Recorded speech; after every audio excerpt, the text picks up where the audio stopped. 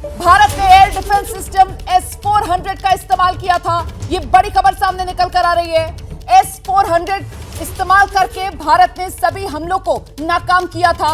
तो पाकिस्तान की तरफ से जो नापाक कोशिश की जा रही थी उसको जड़ में ही कुचलने के लिए भारत की तरफ से S-400 डिफेंस सिस्टम हाल ही में तो रशिया से हमने लिए हैं, वो इन प्लेस थे और उसका हमने इस्तेमाल किया और पाकिस्तान के मंसूबों को जड़ में ही हमने कुचल दिया। अब मैं चलती हूं जगविंदर पटियाल के पास। जगविंदर, इसी का ये असर है क्योंकि बीती रात पाकिस्तान को ये जोरदार धक्का भारत ने पहुंचाया है जोर से।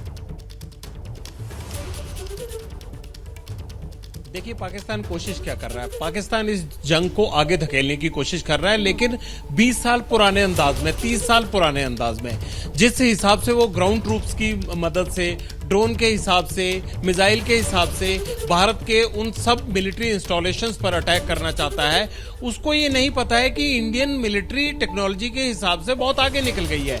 आईएसआई आज भी ह्यूमन इंटेलिजेंस में यकीन रखती है, लेकिन इंडियन इंटेलिजेंस जो है वो इलेक्ट्रॉनिक सर्विलेंस पर यकीन रखती है। तो यही वजह है कि जो इंडिया के जो डिफेंस सिस्टम है उसने इन तमाम ड्रोन्स को और जो मिसाइल से उन्होंने आर्मी एस्टेब्लिशमेंट्स को अटैक करने की कोशिश की। और ये कोशिश एलओसी से लेकर इंटरनेशनल बॉर्डर यानी जम्मू कश्मीर से लेकर पंजाब, राजस्थान और गुजरात तक के बहुत सारे इंस्टॉलेशंस पर जो है वो करने की कोशिश थी। और पाकिस्तान क्या चाहता था कि वो ये दिखा पाए पूरी दुनिया को और कम से कम अपने मुल्क के अवाम को कि जिस तरह से भारत ने उनको अटैक करके एकदम भौचक्का रहने दिया, उसी तरह वो भी भारत में घुसकर किस तरह से अपनी मिसाइल और ड्रोन से अटैक कर सकते हैं। लेकिन उनके ड्रोन्स अब मलबे के ढेर में तब्दील हो चुके हैं और भारत सरकार ने यह साफ साफ कह दिया है कि वो मलबा जगह जगह पड़ा है और पाकिस्तान इस तरह की कोशिश से इसे युद्ध की तरफ लेकर जा रहा है। इस जो आतंकी फैक्ट्रियों पर जो अटैक किया है पाकिस्तान में भारत ने, जो एयर अटैक किया है, उसे युद्ध की तरफ धकेल रहा है। और अगर इस तरह की कोशिशें आगे जारी रहती हैं तो फिर भारत भी उसी हिसाब से रिटेलिएट करेगा जैसे कि एक युद्ध के क्षेत्र में किया जाता है। आज पुंछ में कोई गोलीबारी नहीं हुई, किसी भी तरह की शेलिंग नहीं हुई, लेकिन पिछले कल अब से 24 घंटे पहले यहां 50 से ज्यादा शेल्स गिराए गए हैं, 12 लोगों की मौत हुई है।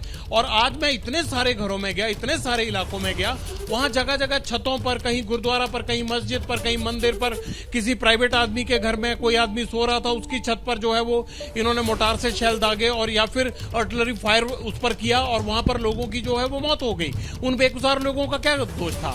आज तक पुंछ में ऐसा कभी नहीं हुआ। पाकिस्तान ने ये जो हरकत की है, इसलिए ना सिर्फ पुंछ के लोग उसके खिलाफ हुए हैं और जो आर्टिलरी फायर से आर्मी और भारतीय फौज जो है उसका कड़ा जवाब दे रही है इनको। और ये हवा में भी मार खा रहे हैं, जमीन पे भी मार खा रहे हैं। ये बात आप बिल्कुल सही कह रहे हैं। हर तरफ से अब पाकिस्तान को मार पड़ रही है और देखिए कैसे बिलबिलाता पाकिस्तान अब अपने बिल में घुसता हुआ नजर आ रहा है।